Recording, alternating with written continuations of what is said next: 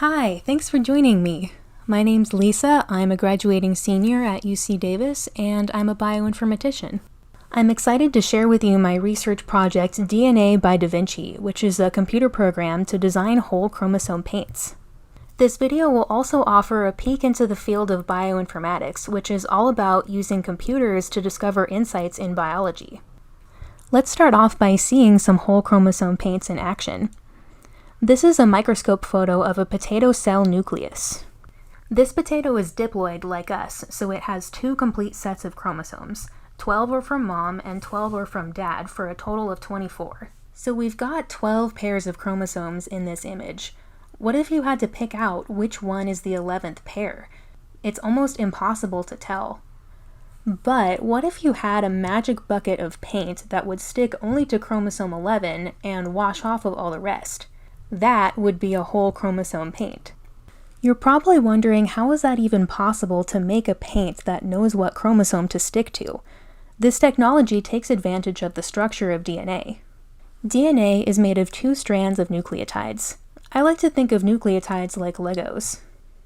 The nucleotides A and G are like Legos with knobs sticking out, while C and T are like Legos with tubes that the knobs fit into.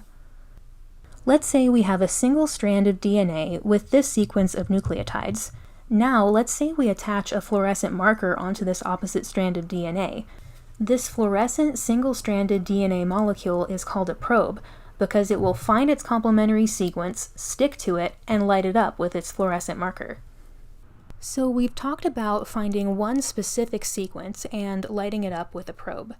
What if we want to light up a whole chromosome? We'll need a lot of probes.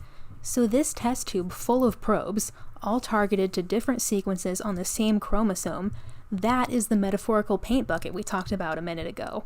Now that we've covered the background on how the probes work, let's talk about how DNA by Vinci chooses probe sequences for whole chromosome paints. The first part's easy.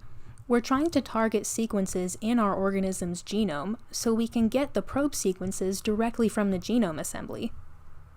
After that, we'll need to filter the sequences to weed out the ones that would not make good probes. We need to make sure each probe will stick nicely to its intended location. Next, we want to make sure that it won't stick anywhere else in the genome. We don't want our chromosome 11 probes to stick to any other chromosome. Another thing we need to watch out for is probes that might fold on themselves and form a hairpin. Thank you so much for watching. Please feel free to say hi. Thanks again and take care.